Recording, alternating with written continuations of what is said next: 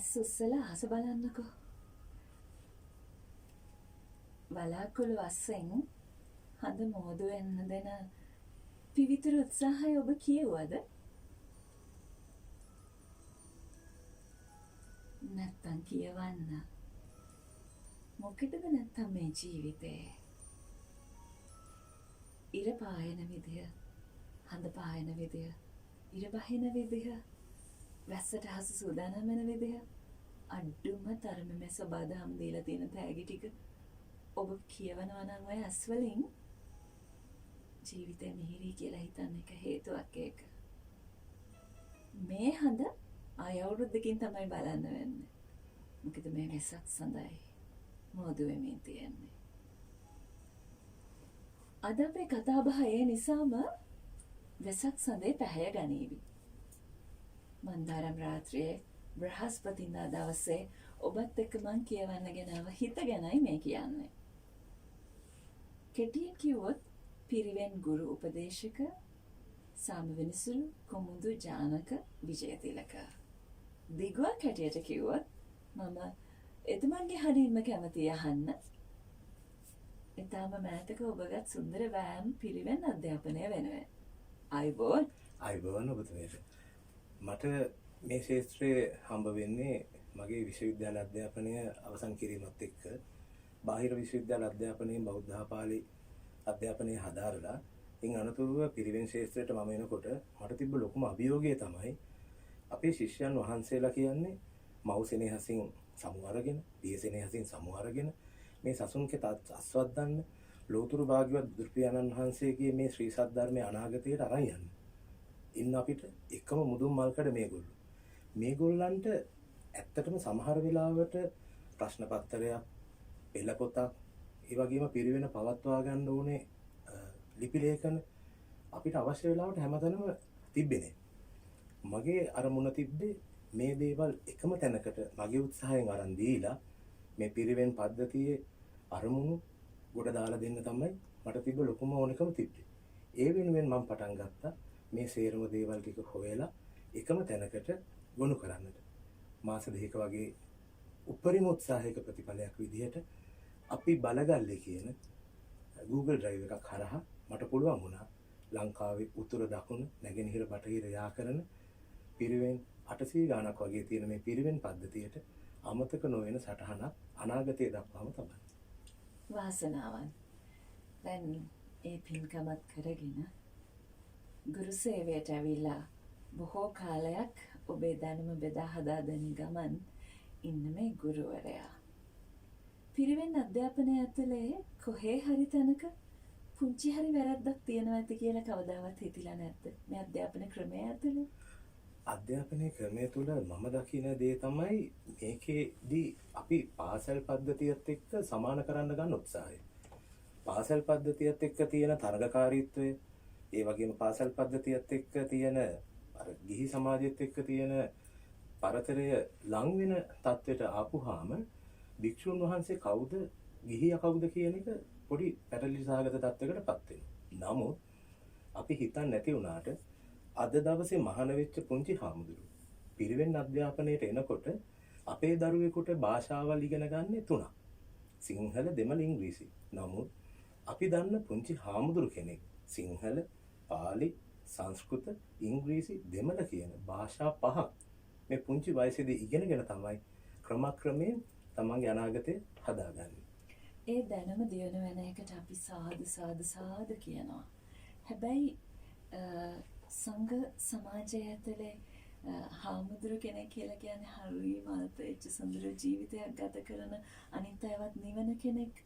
එහෙම තරංගයකට හුරු වීම මෙතනදී තරගයකට වඩා අපේක්ෂා කරන්නේ පිරිවෙන් අධ්‍යාපනය පටන් ගන්නේ භාග්‍යවතුන් වහන්සේගේ මේ ශ්‍රී සද්ධර්මය ප්‍රායෝගිකව භාවිතා කරන විදිය ජනතාවට දෙන්න. අපි කොච්චර පොතක් පතක් කියවුවත් ඒ පොත්වල තියෙන ඒ ලේඛකයන්ගේ හැඩයක්. මේක පවත්වාගෙන ඉන්නේ ලේසි පහසු විදිහකට නෙමෙයි. භාග්‍යවතුන් වහන්සේ පිරිනිවන් පෑවට පස්සේ ධර්ම සංගායනා 3කින් පස්සේ බොහෝම උත්සාහයෙන් අවසානයේදී මේ ලංකාවට තියෙන බැමිණිටියා සෑය වගේ දුර්භික්ෂ සමයන් වල විශේෂයෙන්ම අපේ වලගම්බා රජුරුවන්ගේ අතීතයේදී ඊටාම ආහාරයක්වත් අපිට ලබා ගන්න නැතුව මේ සංඝරත්නය කනින් කනට කොඳුර පවත්වා ගත්ත ඒ 84000ක් ධර්මස්කන්ධය සාදු සාදු සාදු. මාතලයලු විහාරෙදී ගාන්තාරෝඩ උනාට පස්සේ එතනින් නතර වෙලා ඉන්නේ නැතුව පෘතුගීසි, ලන්දේසි, ඉංග්‍රීසි වගේ ජාතීන්ගේ නොමද පරිහාස පරිභාෂයට කියන්නේ ඒකේ බුදුදහම ලංකාවෙන් තුරන් කරන්න පුළුවන් තත්ත්වයට මේගොල්ලෝ උත්සාහ කරනවා. ඒ උත්සාහයේ ජය ගන්න ප්‍රතිඵලයක් තමයි මේ සිංහල සටන්. මේ සිංහල දේශ ප්‍රේමීත්වය, මේ සිංහල දේශයට තියෙන ආදරය, මේ ආගමට දහමට තියෙන ලැබියාවත් එක්ක පපු කැනැති විදහා යන වෙඩි උණ්ඩ පවා නොතකා ඔවුන් උත්සාහ කරේ මේ ශ්‍රී සද්ධර්මයේ රැකගන්න. අනේ දෙයනේ. ඒ ශ්‍රී සද්ධර්මයේ රැකගන්න ගත්ත උත්සාහේ ප්‍රතිඵලයක් විදිහට අපේ රටට නිදහස හම්බුනාට පස්සේ වියකී ගිය ඒ අතීත උරුමයක් මේ පුංචි හාමුදුරුවන් හරහා අනාගතයට අරන් දෙන්න තමයි මේ පිරිවෙන් පද්ධතිය පටන් ගන්න. එතකොට අපිට පිටින් බලනකොට පේනවා මේක පාසල් අධ්‍යාපනය වගේ තරඟකාරීත්වයක් කියලා. නමුත් මේ තරඟකාරීත්වයත් එක්ක මේ අය ගන්නේ බුදු පියාණන් වහන්සේගේ ධර්මයේ තිබ්බ සම්මා වායාමය. මේගොල්ලෝ උත්සාහ කරනවා මේ දැනුමත් එක්ක උඩුකම් බලා යන්න තමන්ගේ දැනුම පෝෂණය කර කුසලස්ස උපසම්පදා. කුසලස්ස උපසම්පදා. අපි තව කතා කරන්න ඕනේ. මේ පටන් ගත්ත තැන ඉන්නේ. හරියට වෙසක් සඳ වගේ. මෝදු වෙලා පුරපස වෙන්න තව කල් තියෙනවා. අපේ කතාවක් ඒ වගේ. ඒ නිසා ඔබ වලාකුල් අස්සෙන් සඳ එළිය යටින් ඔබට හිමි ලෝකය ඇස් පියාගෙන හොයන්න. එතකොට ඔබට ඔබේ හෘද සාක්ෂිය හම්බ වේවි. මානව දයාව, ප්‍රේමය සහ බුදුදහම පිළිබඳව බොහොම සැදැහැවත් අල්පේච්ඡ දිවියක් ගෙවන, ඒ වගේම ඒ ජීවිතය ඇතුලේ ආදර්ශවත් වෙන ගිහියෙකු සමග කරන කතාව පිරිවෙන් ගුරු උපදේශක කුමුදු ජානක විජයතිලක සමග. අපි අපේ කතාවේ ඇතුලේ අපි ප්‍රේමයට එමු, මානව බැඳීම් වලට එමු. ඒත් මේ වෙලාවේ මේ වෙසක් හඳ එළිය යට අපි අපේ රට ඇතුලේ කතා කරන සමහර ආందోලනාත්මක කතා. අපේ ස්වාමීන් වහන්සේලා සහ චීවරධාරීන් කියලා පිරිසකුත් අපේ වහරට එක්කස් වෙලා තියෙනවා. අපේ හාමුදුරුවෝ කියලා කටපුරා කියලා කකුල් දෙක ළඟ දන නමල වැන්ද අපේ ස්වාමීන් වහන්සේලා ඒ ගෞරවයේ විදිහටම රකින්න බොහෝ සිල්වත් ස්වාමීන් වහන්සේලා ඉන්න අතරේ මේ චීවරධාරීන් කියලා අපිට ආමන්ත්‍රණය කරන්න වෙන පිරිසකුත් ඉන්නවනේ දැන්. එතකොට මේ පිරිහීම ගැන ඔබට තියෙන අර්ථකථනය කොයි වගේ එකක්ද? මට තියෙන්නේ ඊටාම පැහැදිලි දෙයක් කියන්න මේ වෙලාවේ ඊටාම කෙටියෙන්. බුදුරජාණන් වහන්සේගේ මේ ශ්‍රී සද්ධර්මය කියන්නේ දුකෙන් මිදෙන මාර්ගය. අපි හැමෝම මේ සසරට එකතු වෙන්නේ සසර දුක් විඳින්න. අපි උපනුපන් ආත්මවල කරපු කියපු දේවල් එක්කලා අපිට සිද්ධ වෙනවා ඒක විඳින්න. නැත්තම් විඳවන්න. එතෙන්දී භාග්‍යවත් බුදු පියාණන් වහන්සේගේ ශ්‍රී සද්ධර්මය එදා වෙසක් සඳ එළියේ ඇසතු බෝ මුල දසමාර පරාජයෙන් ත්‍රිවිද්‍යා උපදවාගෙන චතුරාර්ය සත්‍ය අවබෝධයෙන් ලබාගත් ඒ 84000ක් ධර්මස්කන්ධය පටන් ගත්ත තැනමයි ඒකේ විනාශයත් පටන් ගන්න. ඕනෙම දෙයක ආරම්භය ළඟම ඒකේ වියකීමක් තියෙනවා. බුදුදහමේ ලක්ෂණය ඒක. ඒකට අපි කියනවා ත්‍රිලක්ෂණය. අනිත්‍යයි, දුක්ඛයි, අනාත්මයි. ඒක බුදුදහමටත් පොදුයි. බුදු පියාණන් වහන්සේගේ ධර්මය ආරම්භ වෙච්ච සමයේදීම බුද්ධ කාලයේදීම බුදුහාමුදුරුවන්ගේ ධර්මයත් එක්ක බැඳිලා ඒකත් එක්ක එකතු වෙච්ච පිරිස්ම බුදුරජාණන් වහන්සේ ජීවත් වෙච්ච කාලයේදීමත් මේක උල්ලංඝනය කරමින් හැසිරෙනවා. ජබ්බගිය භික්ෂුන්, සතරවසවාගේ භික්ෂුන්, ඒ වගේම තුල්ලතිස්ස වගේ භික්ෂුන්, ඒ වගේම බහුබණ්ඩික තෙරුන්, ඒ වගේම බුදුරජාණන් වහන්සේට ගිහි කල ඥාති වෙච්ච දේවදත්ත තෙරුන් පවා තවත් වෙනම නිකායක් පටන් අරගෙන ලාභ සත්කාර අපේක්ෂාවෙන් හිටිය පිරිසක් ඉන්නවා. අමතක කරන්න හොඳ නැහැ. අපේ පිණ්ඩපාතික අසරණ සරණ සරණංකර සංඝරාජ නායක හාමුදුරුවන් වහන්සේ මේ වර්තමාන සංඝ පරපුරට සංඝ ප්‍රීතෘත්වය දෙන්න කලින් ඊට පෙර හිටියේ ලංකාවේ ගණින්නාන්සෙලා. ඒ ගණින්නාන්සෙලා දරුවන් හදමින් හැබැයි මේ ධර්මයේ දේශනා කරමින් හිටියා. මේ වැඩි කාලයක් නෙමෙයි අපිට සත වර්ෂයක් වගේ එහා පැත්තේ. එහෙම තියෙද්දි මේ තියෙන්නේ ගලා යෑම. අපි ගත්තොත් කන්දක් මුදුනේ ඉඳලා ගලන ගඟක් මුහුදට යනකොට ඒකාකාරී ස්වභාවයෙම නැහැ. ගලන ගඟේ බාධක තියෙන්න තමයි මේ ගමන සුන්දර වෙන්නේ. මම යෝජනා කරනවා මේ සියලුම දේවල් නැතුව ඒකාකාරීවම ගලන ගඟක් විදිහට සම්බුද්ධ ශාසනය ගියා නම් මිනිස්සුන්ට මේකේ ඇත්ත යථාර්ථය තේරෙන්නේ අපි වඳින හාමුදුරුවන්ට අපිට හෙට හාමුදුරුවනේ කියන්න හිතෙන්නේ නැහැ කියන එකම තියෙනවා අනිත්‍යය. එහෙනම් අපි වෙන්න ඕනේ දේ එකම දේ තමයි අප්පමාදේන සම්පාදේත. අපි මෙච්චර කල් බලාපොරොත්තු වෙච්ච ලෝතුරු භාග්‍යවත් බුදු පියාණන් වහන්සේගේ ශ්‍රී සද්ධර්මයේ ආරක්ෂා කරන මේ පිරිසම සමහර වෙලාවට අතලොස්සක් කීප දෙනෙක් මේක විනාශ මුඛයට ළඟා කරන්න උත්සාහ කරනවා නම් මේ සසර කොච්චර භයානකද. අපි අසරණ වෙලා වගේ සිතට දැනෙනවා බුදුහාමුදුරුවනේ කී ඉන්නේ නැතුව. අපි අප්‍රමාද වෙනවා නම් අපි සබ්බ පාපස් අකරණම් විදිහට සියලු පව් අපිට සිතින් කයින් වචනෙන් දුරු කරන්න පුළුවන් නම් මට තේරෙනවා නම් මම බොරුවක් කියන්න හිතෙනකොට මේකෙන් කාගේ හරි හිතරිද? මට තේරෙනවා නම් තව කෙනෙකුට බයිනකොට මේක මට වුණා නම් කොහොමද? දැන් පොදු සමාජයේ ඇතුලේ මහත්මයා මෙහෙම දෙයක් තියෙනවා. දැන් පොදු සමාජය ඇතුලේ ඒක මන් දන්නේ නැහැ ඒක වැරදි වැටහීමක්ද කියලා. කියන්නේ චීවරය කියන ඒ සම්බුද්ධ චීවරය පුරවාගත්ත කෙනෙක් සහ ගිහියෙක් අතරේ වෙනසක් දකින්න කැමතිනේ පොදු සමාජයේ ඉන්න ගිහියා. එතකොට දැන් එවැනි වෙනසක් නොවන තැන් මේ ඔබගේ කාරණාවට මම මේ ගිහි පාර්ශවයේ දෙන සිතිවිලි එක්කාසු කරන්න. එතකොට ඒ චීවරයට නොවන තැන් අපිට සමහර තැන්වලදී හම්බ වෙනවා.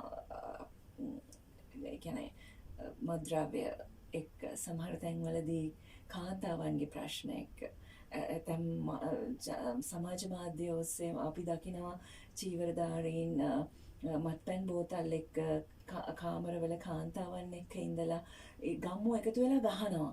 දැන් මටත් එකපාරටම ඒවා බලනකොට හිතෙනවා කියන අර සිවුරක් නේ පේන්නේ. එතකොට ඒ ගහනකොට ඒක පොඩ්ඩක් බලන්න අමාරුයි වගේ. ඒ ගිහි සමාජයේ එක පැත්තකින් මේවත් එක්ක පොඩි අසරණකමකුත් තියෙනවා ගිහි සමාජයේ. අනිවාර්යෙන්. එතනදී අසරණ වෙන්නේ අපිට හිතෙනවා අපිට ධර්මයේ පෙන්වලා දෙන්න ඉන්න පිරිසත් මෙහෙම හැසිරෙනකොට අපිට සරණක් වෙන්න ඉන්න අය. එයාලා අසරණ වෙනකොට අපිට සරණක් වෙන්නේ කවුද කියලා. ඒක අපේ හිතේ තියෙන කුකුසක්. හැබැයි අපි හිතුව මේක තමයි පෘථග්ජන ස්වභාවය. සමහර වෙලාවට ගත මහාන වෙලා තිබ්බට සිත මහාන නොවෙනවා වගේම ওই කුසලස් උපසම්පදා කියන කෑල්ලත් අපිට පොඩි වචන මාර්ථයක් විදිහට අයින් කරන්න බෑ. සසර පුරුදු. ඉතිහාසයට ගියොත් අතීතයට ගියොත් සරකාණි කියන්නේ බුදුරජාණන් වහන්සේගේ ගිහි පාර්ශවයේ ගිහි කාලෙදී හොඳම ළඟම ඥාතිය. සරකාණි දවසක් හොන්දටම මේ මත්පැන් වලට ඇබ්බැහි වෙච්ච මිනිස්සෙක් මේ සරකාණි. සරකාණි මල් වැටක් ගාව වැටිලා ඉන්නවා. හැමෝම කියනවා අන්න බේබද්දෙක් වැටිලා ඉන්නවා. බුදු පියාණන් වහන්සේ එතෙන්ට වඩිනවා. වැඩම කළා කියනවා සරකාණිගේ ආදාහනිය ඉතා උසස් ලෙස කරන්න මේ හොඳ මාර්ගඵලලාභී කෙනෙක්. මේ කොහොමද මාර්ගඵලලාභී වෙන්නේ? මෙයා මේ බේබදු මිනිස්සෙක් නැහැ. මේ සරකාණිගේ සසර පුරුද්ද. සසර පුරුද්දට මෙයා මත්පැන් පානය කරා. හැබැයි ආදීනව දැනගෙන. පුරුද්ද අතාර ගන්න බැරි ප්‍රශ්නයක් විතරයි තියෙන්නේ. ආයි මං කිව්වා පුරුද්ද අතෑර ගන්න බැරි ප්‍රශ්නයක් තියෙනවා මිසක්කා ආදීනව දැනගත්තම ආදීනව දැනගත්තාම මම දන්නවා මෙහෙම මම මේ දේ කරොත් මට මේ දේ වෙනවා කියන එක දැන තමයි මෙයාලා මේ වැරද්ද කරන්නේ. එතකොට ආදීනව දැනගත්තම පුරුද්ද අතෑර ගන්නම බැරිද? ඒක තමයි කියන්නේ කුසල සම්පදා කියලා. සසර දික් කරගන්න අකමැති නම් තව අපි සසරට බැඳෙන්න ආසයි නම් සසර අර පළඟැටි ආලෝකයට ඇවිල්ලා ඒකේ හැප්පිලා මැරෙනකොට අපිට හිතෙනවා නම් මම පළඟැටියෙක් වගේ නේද? පැණි හැලියේ වැටිලා දඟලන ඇඹලයා දැකලා මමත් මේ සංසාරේ මේව නේද මම මේ කරන්නේ. මම කරන සිතින් කයින් වචනෙන් මම කරන දේවල්. මම උපදුනාට පස්සේ මම මාවම කොච්චර රවට්ට ගන්නවද? අපි වෙන පැත්තකට දැන් ගියා ප්‍රධාන මාතෘකාවේ. තමක් අපි කිව්වොත් එහෙම දැන් මට හම්බ වෙන උණු වතුර කෝප්පයක්. මට උණු වතුර එකක් බොන්න ඕනේ. හැබැයි මම උණු වතුර එක ගත්ත ගමන් බීලා හරියන්නේ නැහැ. මගේ තියෙන උදරේ මේද ගතිය අඩු වෙන්න. එහෙනම් මම මේක මද රසෙන් බොන්න මම දැනගන්න ඕනේ. හැබැයි උණු වතුර එකක් බොන්න ඕනේ. උණු හින්දා බොන්නත් බෑ, කිරි හින්දා අහක දාන්නත් බෑ වගේ නෙමෙයි මේ චීවරය කියන්නේ. චීවරයක් කියලා කියන්නේ එදා සම්බුදුරජාණන් වහන්සේ අනුදැන වදාළ ඒ බුද්ධ චීවරයම තමයි. තව කෙනෙක් ඒ චීවරය දරන කෙනාට චීවරධාරියා කියලා හෝ කොයි හැම ආකාරයකට හෝ නිග්‍රහ කරනවා නම් ඒක මම කියන්නේ වැරදි වැටීම.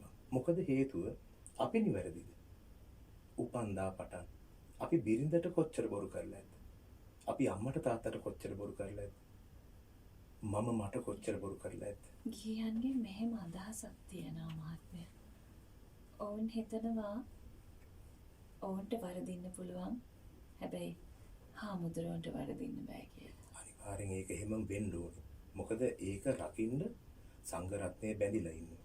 හැබැයි පෘථග්ජන ස්වභාවෙත් එක්ක මේ කටයුතු සිද්ධ වෙනවා කියන එක තේරුම් ගන්න තරමට අපි ගිහි සමාජයේ පොහොසත් වෙන්න ඕනේ.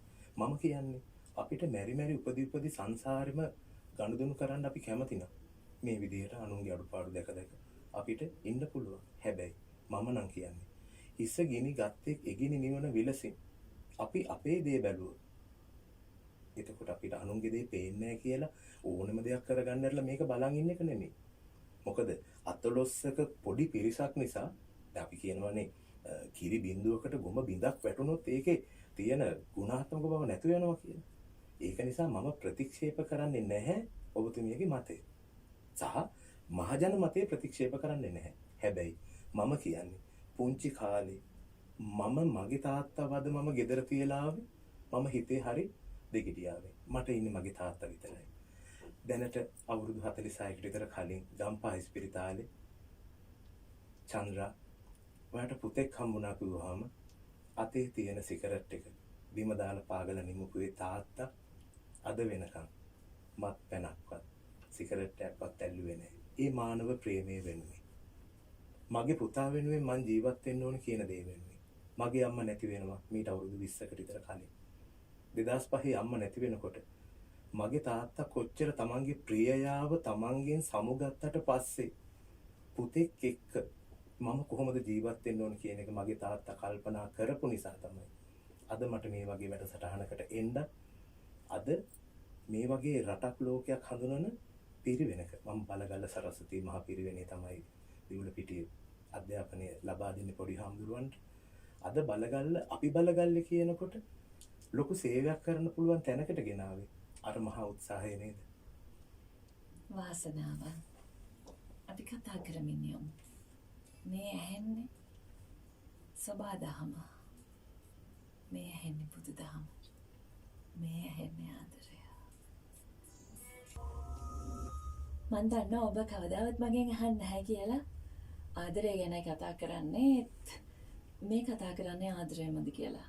මම දන්නවා මගේ අසන්නන් දන්නවා මේ කතා කරන්නේ ආදරය ගැන තමයි කියලා. මොකද ආදරයක පදනම මේ සබාදහම, මේ බුදුදහම. ඔබ කුමන ආගමක්ද ඇහුවත් ඒ ආගම, දහම, දර්ශනය මේ තුල වැටෙන පදනම තමයි අපි ප්‍රේමාන්විත මිනිසුන් කරනවාද නැද්ද, අපි සබදතාය තුළ හැසිරෙන්නේ කොහොමද, හොඳද නරකද කියන මේ හැමදේම තීරණය කරන්නේ. ඉතින් පිරිවෙන් ගුරු උපදේශකතුමනි කුමුදු ජානක විජයතිලක අපි කතා කරමින් හිටියේ අපේ ස්වාමීන් වහන්සේලා මේ සංඝ සමාජය පිළිබඳව. අපි ඕෆයා කතා කර ඉද්දී ඔබ හරිම ලස්සන වචන පෙළි ටිකක් කිව්වා.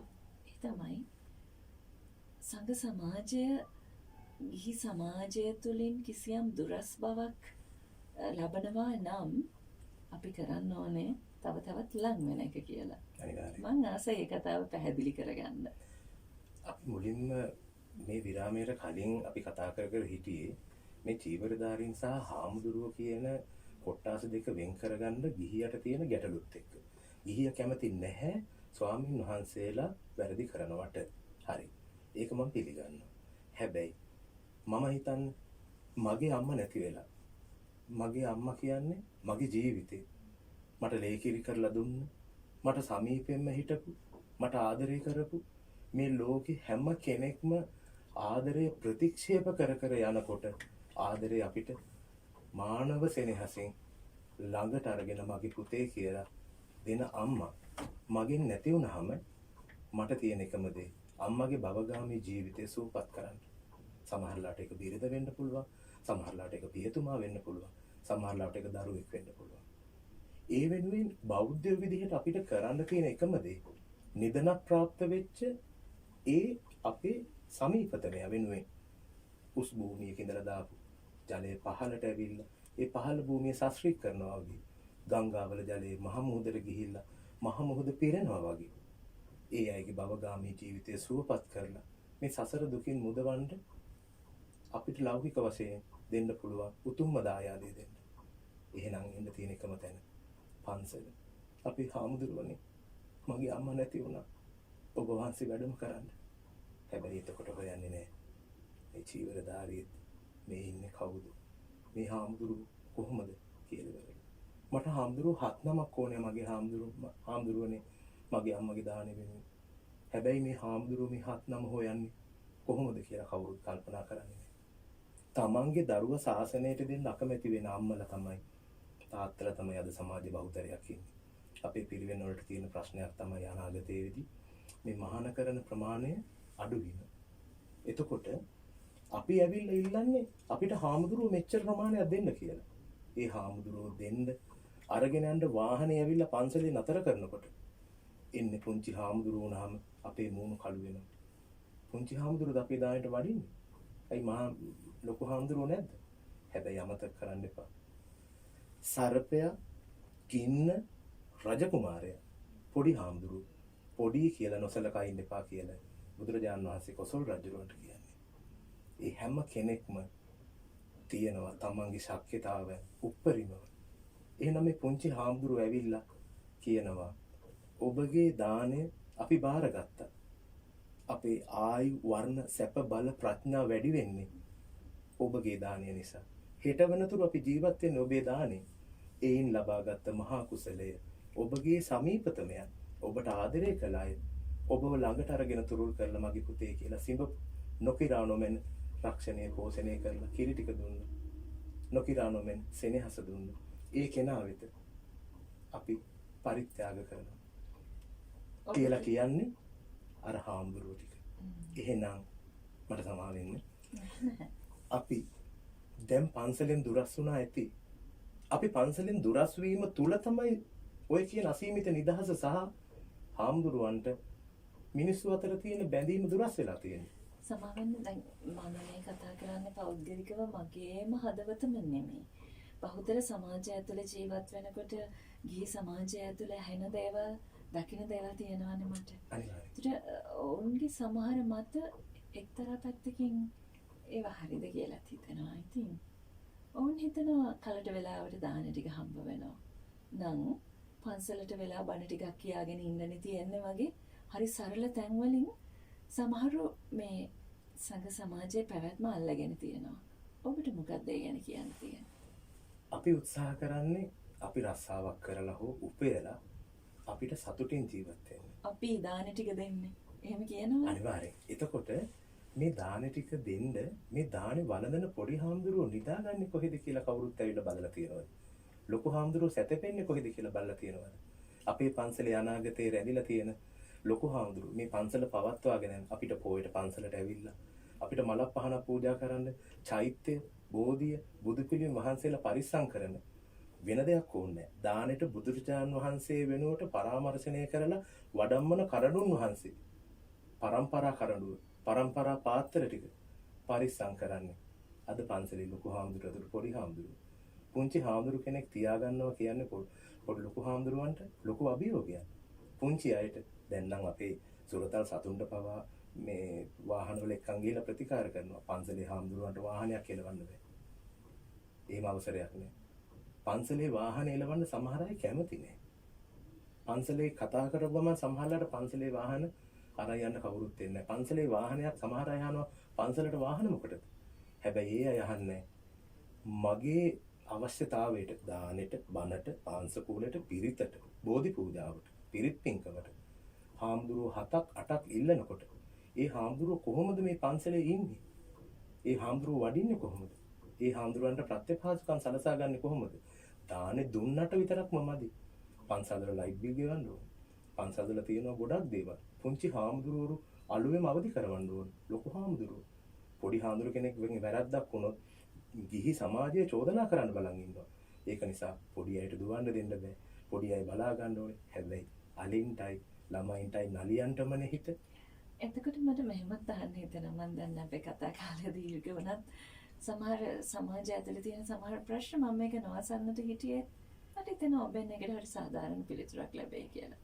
සමහරව කියනවා ජීවිතය පිළිබඳව අර්ථ විවරණයක් නැති ඊටම කුඩා කාලේ මහානදම් පුරන්න සකස් කරාට පස්සේ ඒ කුඩා සාමණේර වහන්සේ උස්මහත් වෙද්දී තාරුණ්‍යයටපත් වෙද්දී අර කුඩා කාලයේ චීවරය පැළඳුවාට ඒ චීවරය දරුවාට අර භෞතික සිරුර ඇතුලේ භෞතික මනස ඇතුලේ තියෙන පෘථග්ජන ගති ස්වභාවයන් එළියට එමද මේ සංඝ සමාජයේ පිරිහීමට සමහර හේතු කාරණා වෙලා තියෙන්නේ කියලා.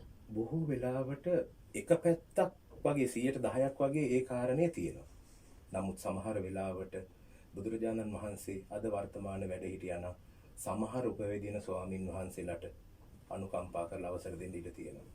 තමන්ගේ අසරණ අම්මා, තමන්ව මෙලොවට බිහි කරපු අසරණ අම්මා, තමන්ගේ තාත්තා අසනීප වෙලා තියෙනකොට තමන්ගේ පන්සලට ගියාව ගේන්න බැරි නම් පන්සලේ දායකයෝ ජීවත් වෙන්නේ ගොඩක් අපහසු වෙන්න අවට දායකයෝ. ඒතකොට තමන්ගේ අම්මා තාත්තා රැක බලාගන්නේ කොහොමද කියලා ඒගොල්ලන්ට ගැටලුවක් එනවා. අපි එකම අරමුණක් වෙනුවෙන් ඒ කියන්නේ දැන් අපි විවාහය හෝ ලිංගිකත්වය හෝ එහෙම නැතිනම් මේ සිවුර එපා කියලා බහුබණ්ඩික ජීවිතයක් ගත කරන්න ගිහි ජීවිතයට එළඹෙන පිරිස ඉතාමත් ලොස්සක්. නමුත් විවිධාකාර ප්‍රශ්න වලින් තමන්ගේ පවුලේ අය පෙරෙනකොට මේ අය ජීවරේ රැඳීම අඩුවීමට හේතු වෙනවා. එතකොට අපි හැමදෙනාටම අනුකම්පා කරන්න ඕනේ. හැබැයි තව දෙයක් ඒ අය ගිහි ජීවිතයට ආවට එයාලා අමතක නැහැ. පුංචි කාලේ පහට නැගිටලා මලුපෙත් මං ඇමදලා ලොකු හාමුදුරුවන්ට පැන් බඳුන ගිහින් දීලා ලොකු හාමුදුරුවන්ගේ පා දෙක අල්ලලා වැඳලා බුදු මැදුරට ගිහිල්ලා ඒ මානව ප්‍රේමයෙන් උත්තරීතර වෙච්ච මේ ලෝකයේම අතට ගත්ත නෙල්ලි ගෙඩියක් වගේ එක අම්මෙක් ඉන්න දරුවෙක් ඒ දරුවට අපරිමිත සෙනෙහසෙන් ආදරය කරනවා වගේ ඉන්න අම්මලා කෝටියක්ගේ මහා කරුණා ගුණය ඇති අනුන්ගේ දුකේදී ඊටා මුණු වෙන මහා කාරුණිකයන්න් වහන්සේ අලුයම ලෝකේ දිහා බලලා ලෝකයටම පිහිට වෙච්ච සියලු ලෝක සත්වයාට දුකින් මිදෙන මාර්ගය පෙන්වපු බුදු පියාණන් වහන්සේගේ දහම් මඟ පුරුදු කරපු ඒ කුසලය චීවරය අතහැරලා ගියා පවත්වා ගනිමින් තමන්ගේ වෙන් කරගන්න බැරි සසර බැඳීම් වලට උදව් උපකාර කරමින් ශාසනයටත් උදව් කරන බහුතරයක් භික්ෂුව ඔය උපැවිදි වීම අතර ඉන්නවා. ඒක මම සහතික වශයෙන් සහතික කරලා කියනවා. හිතමින් නිවෙමින් ඔබ ඉන්න. ඔබ ඇතුලේ ඇවිලෙන යමක් තියෙනවා නම් මට බාර දෙන්න. ඔබ වෙනුවෙන් මම ඒ මෙතුණන් වෙත රැගෙන යන්න. අපි මහා මිනිස්සු නෙවෙයි. ඒත් සමහර දේවල් ආදරෙන් කතා කරලා විසඳ ගන්න පුළුවන් තැන්වලට අපිට යන්න පුළුවන්. මං යනවා දැන් පන්සල ළඟට. මං හරිම ආසයි පන්සලේ බෝමළුව ළඟ නවතින්න. බෝමළුව ළඟ එන ඒ සුළඟ මං හිතන්නේ එකිනෙකාට එක එක තැන්වල අනන්‍ය තැන් තියෙනවා. මට දැනෙන ඒ සිල්වත් බව, ඒ සුළඟ, ඒ සාමගාමී හැඟීම මේ ලෝකෙ වෙන කොහෙදවත් මට දැනෙන්නේ නැහැ. එතකොට පන්සල ඇතුලේ බෝමළුව ළඟට ආදරෙන් ගිහිල්ලා එතන පහනක් පත්තු කරනකොට එතනින් එහා පැත්තේ තියෙන ජීවිත ටික ගැන අපි දානේ අරගෙන ගියාටම විතරක් ඒ ජීවිත පිරෙනවාද? ඇත්තටම උන්වහන්සේලා කොහොමද ඒ පැවැත්ම හදාගෙන ඇත්තේ? අර සමහර අත්දැකීම් තියෙනවා ඔබ විස්තර කරන. මම කැමති ඒ ඔබව සම්බන්ධ කරලා දුන්නේ අපේ ප්‍රවෘත්ති අංශයේ තරංග රුක්ෂන් ජයසේකර සහෝදරයානේ.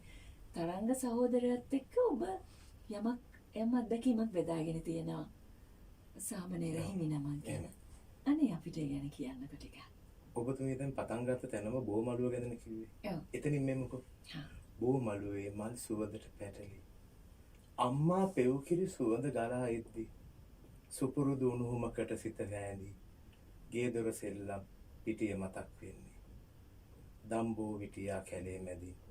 එන්න හිතයි උඹ ළඟට හොරි. එන්න බෑ හොරෙන්වත්. බාධා වෙලා තියෙනවා සිවුර. මහා බරක්. සාරා අසංකේය කල්පලක්ෂය පෙරම් පුරලා භාග්‍යවත් බුදු පියාණන් වහන්සේ පවරලා දුන්න මහා යුතුයකම අරගෙන යන මහා බරක් උසුලාගෙන තමයි මේ පුංචි හාමුදුරුවෝ. මම පිරිවෙනට එනකොට සමහර වෙලාවට පුංචි හාමුදුරුවෝ නම කිව්වට කමක් නැහැ නේද? නන්ද පොඩි හාමුදුරුවෝ.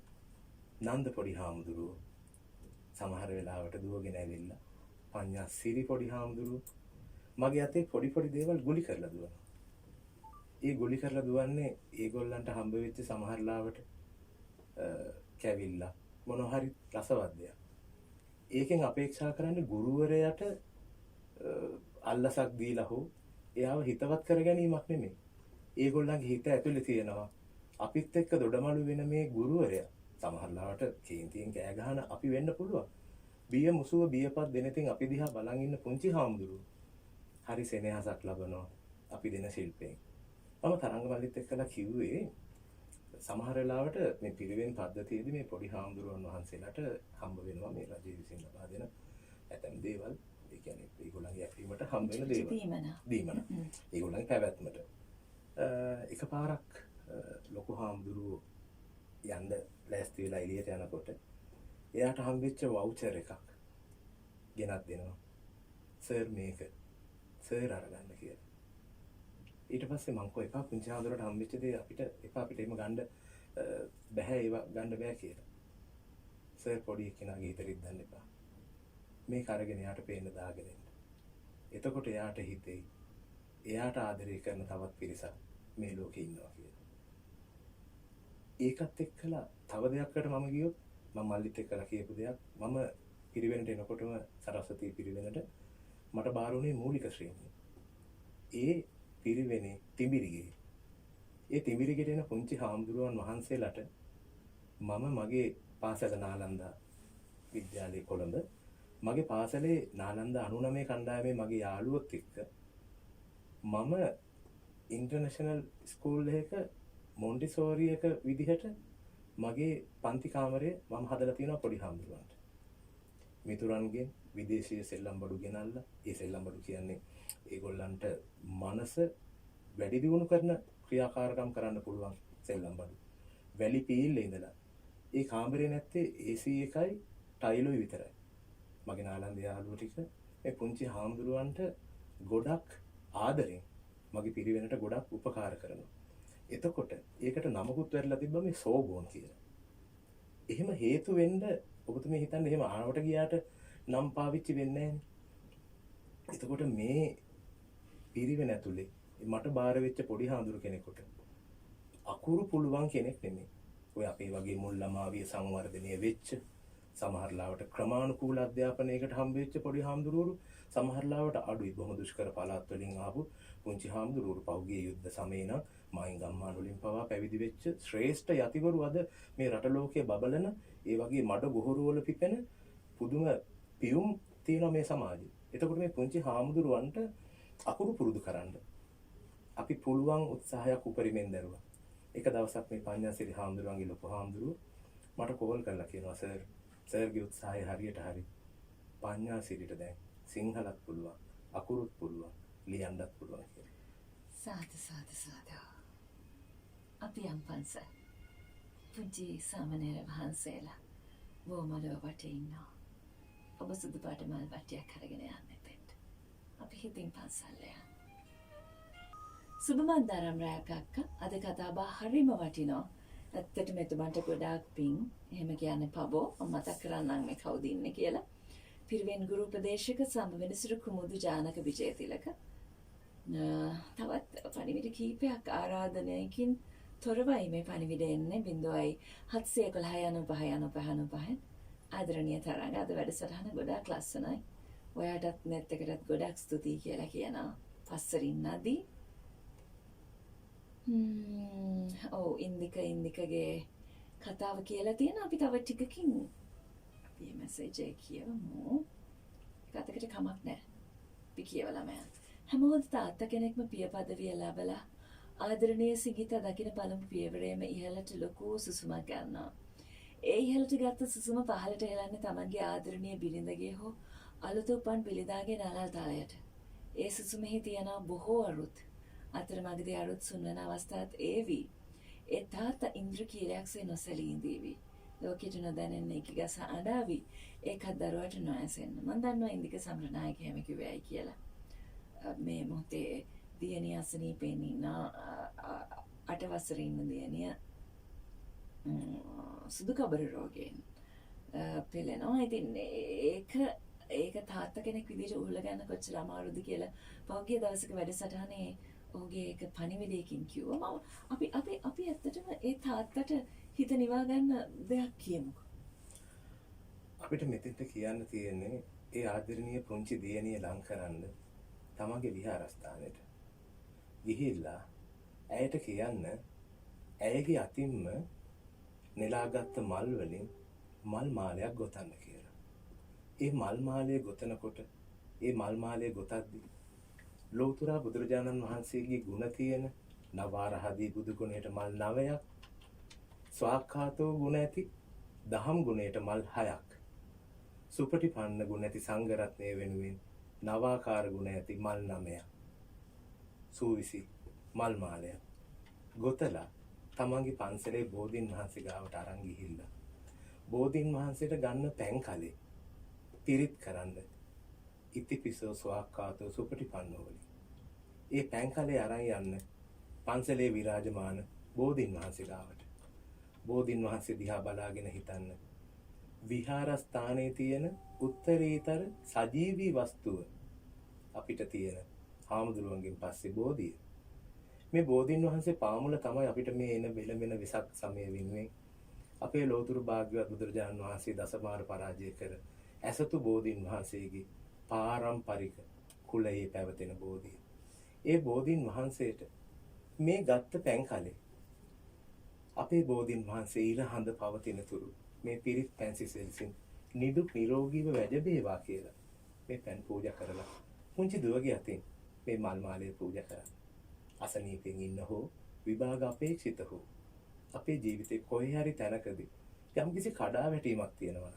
ඒ ඕන කෙනෙකුට මේ කටයුත්ත කරන්න පුළුවන්. මගේ ජීවිතේ පුද්ගලිකව මම ඒක අත්විඳලා අදත් මම එහෙම කරලා මේ වැඩසටහන සාර්ථක වෙන්න කියලා ප්‍රාර්ථනා කරලා කෙනෙක් විදිහට ඒ කටයුතු කරපුවාම ඔය හිත නිවෙනකොට අපේ ගත නිවෙනවා. ගත ඇවිලෙනකොට අපිට තියෙන ලෙඩ රෝග නිතර මතුවෙනවා.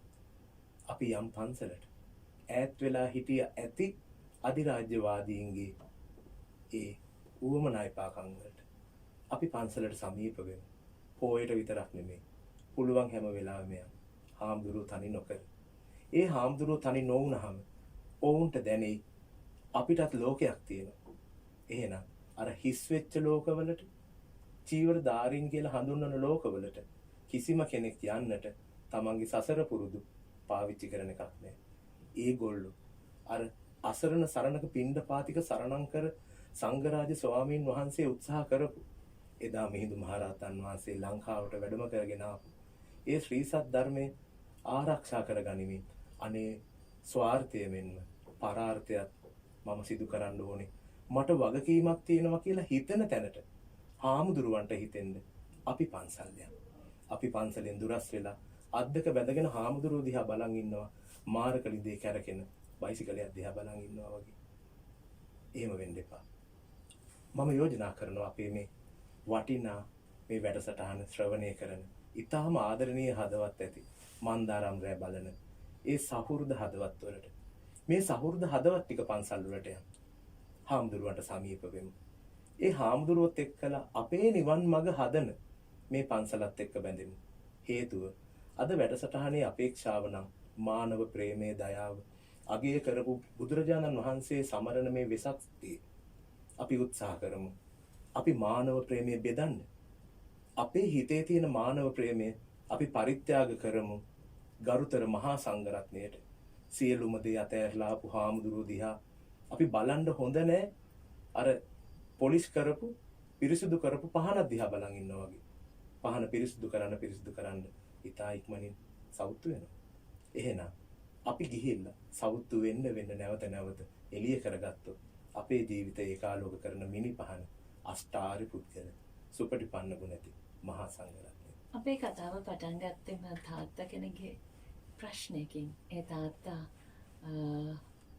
නමස්කාර කරන ඉමෝජි කීපයක් වැවලා තියෙනවා හිත නියුණු හින්දා. තාත්තා අපි තිලෝගුරු සම්මා සම්බුදු පියාණන් වහන්සේ කියලා කියන්නේ. එතකොට පන්සල් වල ඉන්නේ සංඝ පියාණන් වහන්සේලා නේ. අනිවාර්යයෙන්. ඒ සංඝ පීතෘවරයන් වහන්සේට තියෙනවා ලොකු දෙයක්. තමන්ගේ නොවන දරුවෙක් රැක බලා ගන්න. අනුන් හදපු දසමාසයක් කුසේ තියලා හදපු දරුවා පන්සලට පරිත්‍යාග කරලා අම්මා අඬන ගියාට එතන ඉඳලා ලොකු හාමුදුරුවෝ අඬන කඳුළු ඒ අම්මට තාත්තටවත් පොඩි හාමුදුරුවන්ටත් සමහර ලාවට පේන්නේ නැහැ. අද ලොකු හාමුදුරුවන්ට චෝදනා කරන පොඩි හාමුදුරුවෝ ඉන්නවා. මොකද පොඩි කාලේ වරදට ලොකු හාමුදුරුවෝ ගහන්න නැතුව බෑ. මොකද එක පොඩි හාමුදුරුවෝ කෙනෙක් නෙමෙයි. 4 පේරුවක්. දැන් අපිට ඉන්නේ ඥාති සනුහරයක් විතර. දැන් මට තරංග මල්ලිගේ ඥාතිත්වය එන්නේ අම්මගේ පැත්තෙන්. එතකොට මම හැම අවුරුද්දකම අවුරුදු උත්සවයේ වෙනුවෙන් 3 පරම්පරා කියලා අම්මගේ පරම්පරාවයි අපේ සහෘද පරම්පරාවයි පුංචි පරම්පරාවයි එකතු කරලා අපේ ගෙදර අවුරුදු උත්සවයක් තියෙනවා. ඒයි මේ මානව ප්‍රේමය මගේ අම්මගේ ආදරේ බෙදන්න. හැබැයි මට ඉන්නේ මේ පොඩි පිරිසක්. නමුත් පන්සලක හාමුදුරු කෙනෙකුට ලොකු හාමුදුරුවන්ට ඔබතුමිය විශ්වාස කරන්න 4 පේරුවක්. මේ 4 පේරුවේම අවශ්‍යතාව කොච්චරද? එක්කෙනෙකුට අවශ්‍යතාවයක් තියෙනවා මරණයක්. තව කෙනෙකුට අවශ්‍යතාවයක් තියෙනවා පිරිතක්. තව කෙනෙකුට අවශ්‍යතාවයක් තියෙනවා තමන්ගේ ගෘහයකට අලුතෙන් ප්‍රවිෂ්ඨ වෙන්න. මේ සේරම එකම දවසේ ඇවිල්ලා 7 ගානේ හාමුදුරු ඉල්ලුවොත් හාමුදුරු 21ක් කොහෙන් මවන්නද? එතකොට මේ ලොකු හාමුදුරුවන්ට සිද්ධ වෙනවා අධිපතිත්වයේ තියාගෙන තමන්ගේ ගුරු ශිෂ්‍යයන් වහන්සේලාත් ආරක්ෂා කරන්න. එහෙනම් මේ ලොකු හාමුදුරුවන්ට තියෙනවා මහා පීඩනයක්.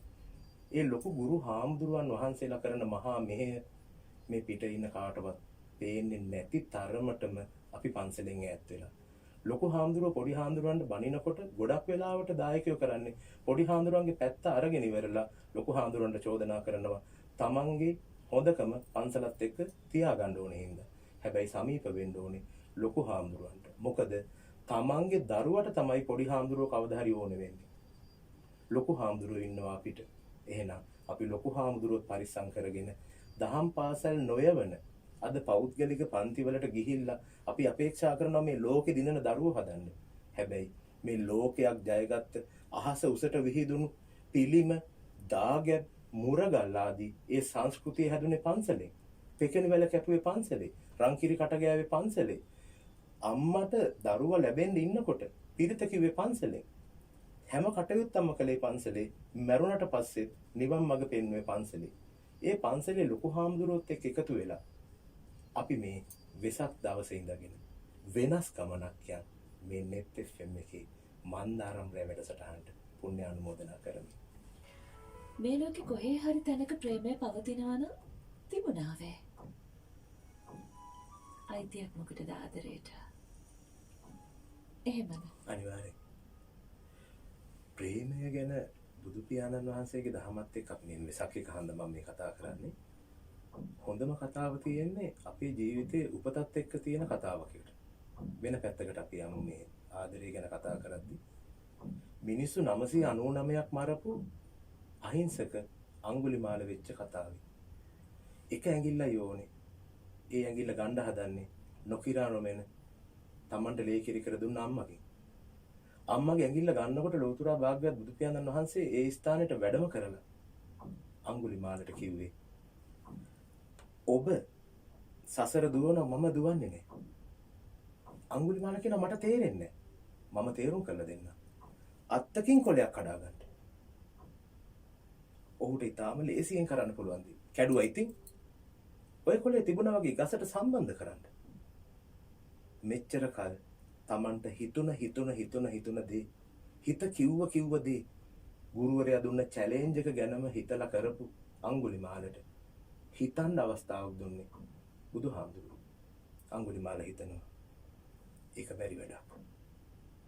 බුදුරජාණන් වහන්සේ දේශනා කරනවා ඒ වගේ ඔබ මව්වරුන් මරා කිරිදරුවන් දුකටපත් කරා. පියවරුන් මරා අඹදරුවන් අනාථ කළා. මේව දරුණු අපරාධ නේද? ස්වාමීනි කියන වචන අමෘතයක් හා සමානයි කනට. කවුද ඔබ වහන්සේ? මිනිසුන් මට භගවත් බුදුන් කියනවා. පරම පූජ්‍ය භගවත් බුදුන්. බොහෝ ආයාසයෙන් හොයාගත් ඇඟිලි මාලය එක සැනින් කඩලා දාලා ස්වාමීනි මාව ඔබ වහන්සේගේ සමීපේ මහානදම් පුරන්න තබාගෙන මාව සුරකින්න. බුදුරජාණන් වහන්සේ දේශනා කරේ ඊට පෙර ඔබ ගොස් රටවැසියාගෙන් සමාව ගන්න ඕනේ. ඒ රටවැසියාට ඔබ අහිමි කරපු ප්‍රේමය, දයාව බෙදන්න. එවිටයි ඔබ භික්ෂුවක් වෙන්න සුදුසු වෙන්නේ. අපේ කතාවේ භික්ෂුව ඉන්නවා. ඔහු ගිහිල්ලා මිනිසුන්ගෙන් සමාව ගන්න යනකොට ඒ මිනිස්සු ඔහුට පෙරලා පහර දෙනවා. නමුත් ගුරුවරයා ඒක බේරලා අඟුලිමාල පන්සලට එවනවා. දැන් ඔහු භික්ෂුවක්. ඒ භික්ෂුවක් වෙලා ඉන්නකොට මේ අපිට කතා කරපු තාත්තලා මේ සංවාදයේ මේ මන්දාරම් රැයට සවන් දෙන ආදරණීය අම්මලා තාත්තලා දන්නවා තමන්ගේ දරුවා ඉපදෙන්න ඉන්නකොට තමන්ගේ බිරිඳ ප්‍රසව වේදනාවෙන් විඳිනකොට මොන අසරණකමක් අපිට දැනෙනවද? ඒ වගේම පියෙක් දුවගෙන එනවා, සැමියෙක් දුවගෙන එනවා, දරුවෙක්ගේ පියෙක්. ඒ වගේම ආදරණීය බිරිඳකගේ සැමියෙක්. ස්වාමීනි මගේ බිරිඳට දරුවා ලැබෙන්නට ගොස් ඇය මරණ ආසන්නයි. ස්වාමීනි පිහිට වෙන්න. බුදුරජාණන් වහන්සේ තෝරාගන්නේ අඟුලිමාල. ආම්දුවන්. අඟුලිමාල ඔබ යන්න. මම කියින් මොකද කරන්නේ? අඟුලිමාල ඔබ ගිහිල්ලා ඔබ මේ ආර්ය තත්වයේ පවතීම පිළිබඳව සත්‍යක්‍රියා කරන්න. අඟුලිමාල හාමුදුරුව වඩිනකොට ඒ අය අඟුලිමාල හාමුදුරුව රූපයෙන් දැකපු බය වෙච්ච මිනිස්සු.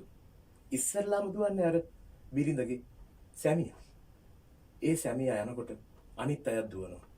අසරණ වෙච්ච ගෑනු කෙනා ගාවට ඇවිල්ලා මේ ගැබ්බර බිරිඳ ගාවට ඇවිල්ලා අඟුලිමාල හාමුදුරුව හිසට අත තියලා කියන්නේ නැගණියනි මා ආර්ය ජාතියේ උපන්දා පටන් දැන කිසිදු ප්‍රාණියෙකු නොමැරුවෙමි. ඒ සත්‍යයේ බලයෙන් ඔබටද දරුවාටද යහපතක් වේවා කියලා. උන්වහන්සේ නැවත වැඩම කරනවා. ඇය බලනකොට තමන්ගේ දරු ගැබ හැල්ලු වෙලා දරුවා ලැබිලා. මේ සැමියා ඈත ඉඳලා ඒ වගේ ඒ කාලේ තිබ්බේ මේ කෙටි පාරවල්නේ මල් වලින් පිරුණු මල් කඩාගෙන අතට අහුවෙච්ච මල් අරගෙන ඇවිල්ලා අඟුලිමාල හාමුදුරන්ගේ මේ ශ්‍රී ශරීරයට විහිදා පාන.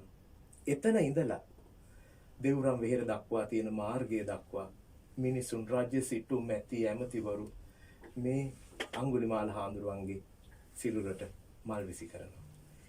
අඟුලිමාල හාමුදුරන්ට හරි සතුටුයි. දරුණු හිතක් නිවපු ඒ මානසික ගුණාංග ඔහු දැක්කා. තමන් මරපු මිනිස්සුම තමන්ට මල් දානවා. එදා රෑ හඳ දිහා බලනවා. හඳ බලනකොට හඳ වලාකුලින් වැහිලා. මන්දාරම් රෑ වගේ. හැබැයි මේ හඳ වලාකුලින් වැහිලා. ටික ටික මේ වලාකුළු ඈත් වෙනවා. අඟුලිමාල හාමුදුරුවෝ මේ හඳ දිහා බලලා කියනවා යෝච පුබ්බේ පමජ්ජිත්වා පච්චා සෝනප්ප මච්චති සෝයිමන් ලෝකම් පබහසේති අබ්බා මුත්තෝයි චන්දිමා. අර්ථය තමයි යමෙක් පළමුව සිහි මුලාවෙන් කටයුතු කරලා පසු ඔහු නොමුලා සිහියෙන් කටයුතු කරනවා නම් ඔහු වලා ගැබෙන් මිදුණු සඳක් වගේ බැබලෙනවා කියද්දි අඟුලිමාල අර මිනිසුන් 999ක් මරපු ඒ චිත්ත ශක්තිය තියෙන කෙනා මේ තුන් ලෝකෙම තියෙන රාග ආදී කෙලෙස් ප්‍රහීන කරලා උතුම් රහත් ඵලයටපත් වෙනවා. එහෙමනම් අපිත් වැරදි කරපු මිනිස්සු උපන්දා ඉඳන් වැරදි කරපු නැති කවුරුත් මං හිතන්නේ හොයාගන්න නෑ මේ වෙලාවේ. අපිට පුළුවන් නම් මේ වෙසක් හඳ මෝදු වෙලා එනකොට ඒ හඳ දිහා බලාගෙන මම මෙච්චර කල් සිහි මුලාවෙන් හෝ ඕනකමින් හෝ කාගේ හෝ ඕනකමින් හෝ මගේ ආසාවට හෝ සසර පුරුද්දට හෝ මම කරා නම් යම් කිසි හෝ දැන නොදැන වරදක් මමත් ඒ වරදෙන් මිදුණා නම් මමත් වලාකුලින් මිදුණු සඳක් වගේ බැබලෙයි නේද කියලා. ආරාධනා කරනවා හැම දිනාටම මේ මන්දාරම් රෑ පෑයු අහස දිහා දැකලා වලාකුලින් මිදුණු සඳක් වගේ ඔබලාත් මේ වෙසක් සඳ එළියේ ඔබලා කරන වැරදි වලින් මිදුණොත් ඔබට වලාකුලින් මිදුණු සඳක් වෙන්න පුළුවන්.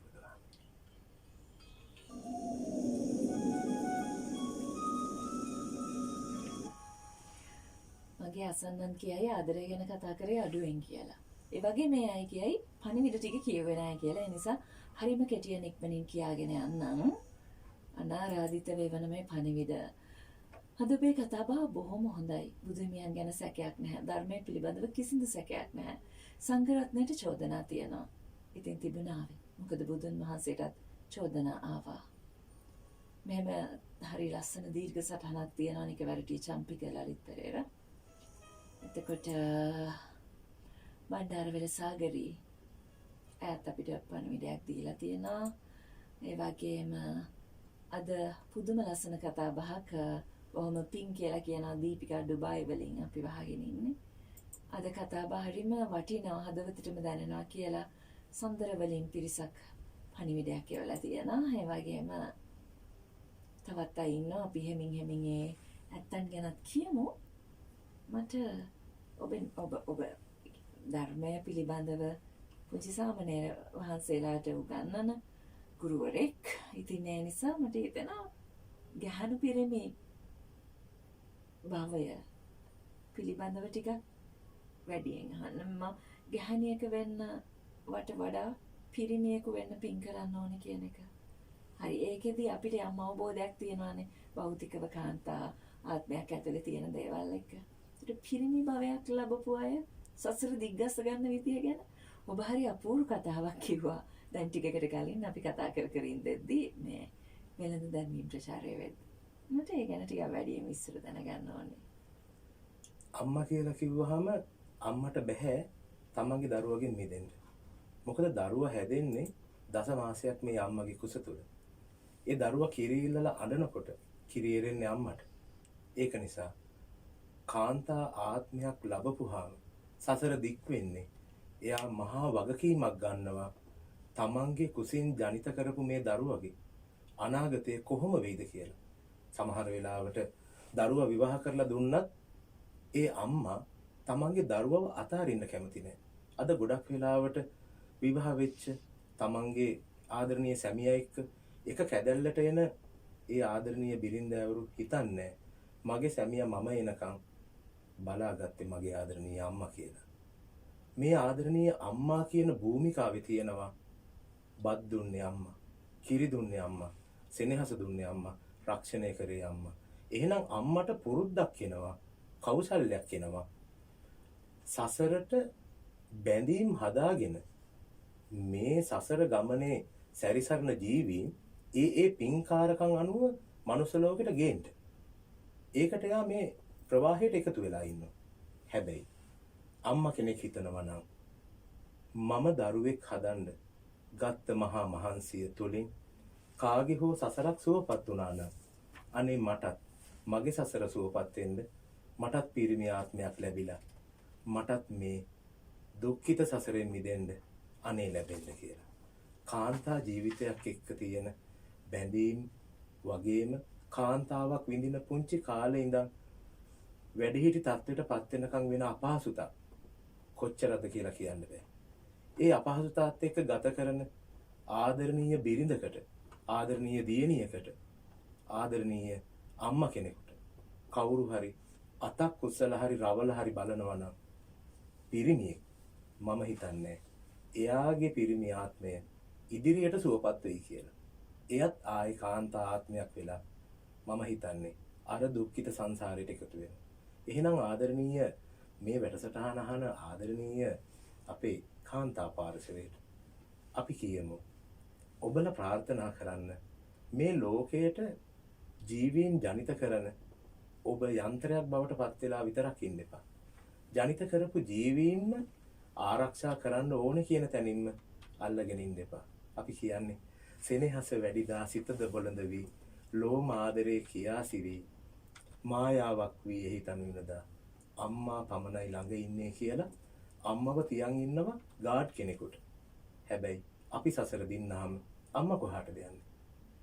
එහෙනම් ආදරණීය අම්මේ, අම්මලා වෙන්න ඉන්න අපේ ආදරණීයන් මේ සසරේ පිරිමියත් භවයන් ප්‍රාර්ථනා කරමු.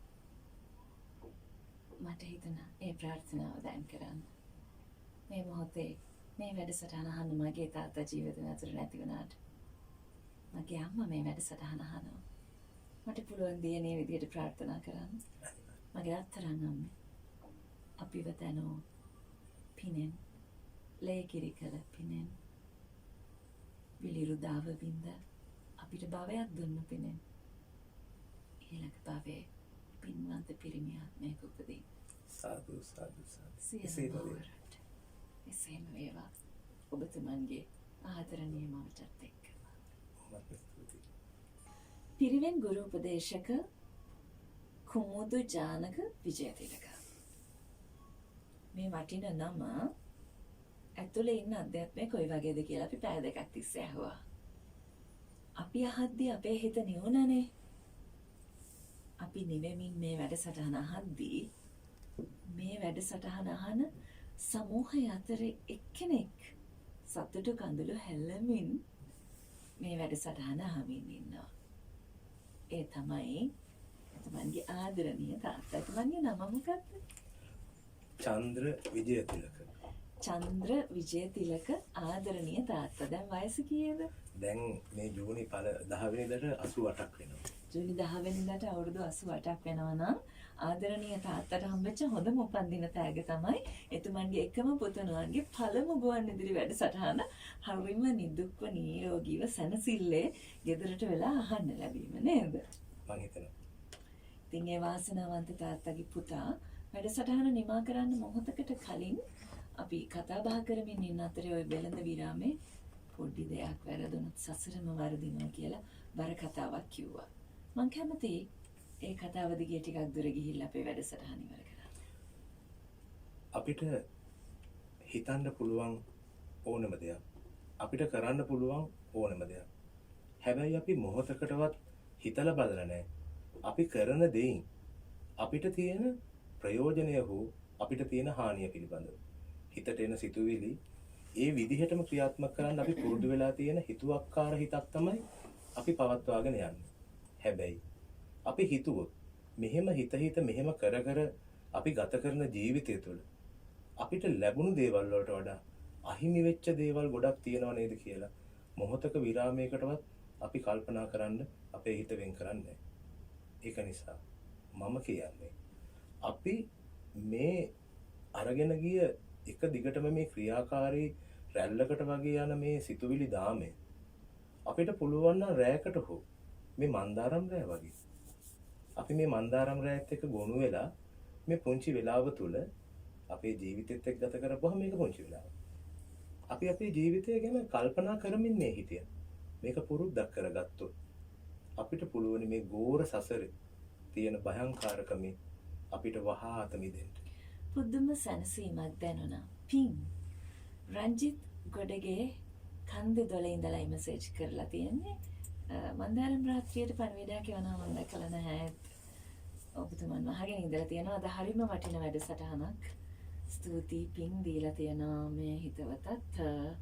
කවුද කියලා නම් මට මේ මොහොතේ නම හොයාගන්න නැහැ.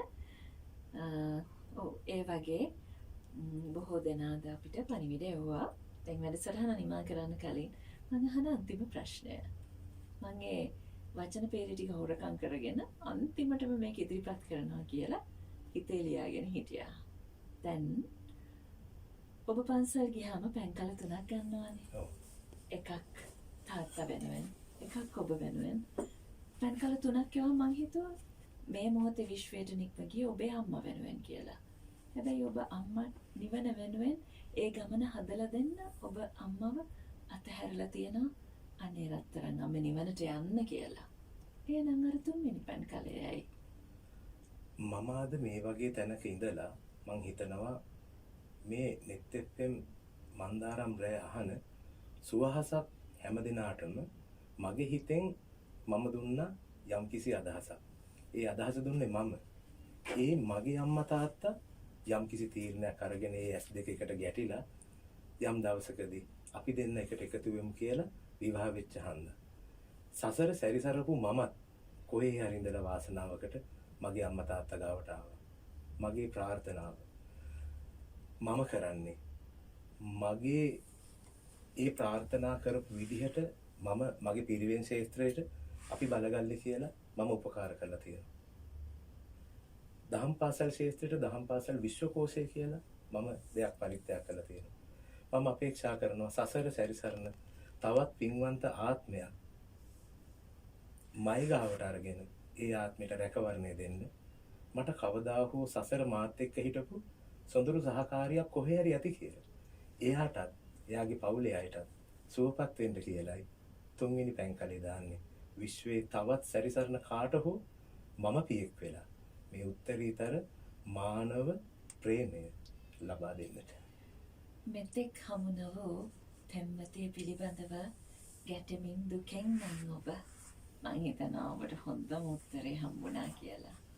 කුමුදු ජානක විජයතිලක මෙතෙක් හමු නොවූ ආදරණීය පෙම්වතියට අනාගතයේ සිදුවන්නට යන්නේ දෑගිලි පැටලීමෙන් පස්සේ වන ප්‍රිය බිරිඳට පැන් කලයක් අයින් කරනවා.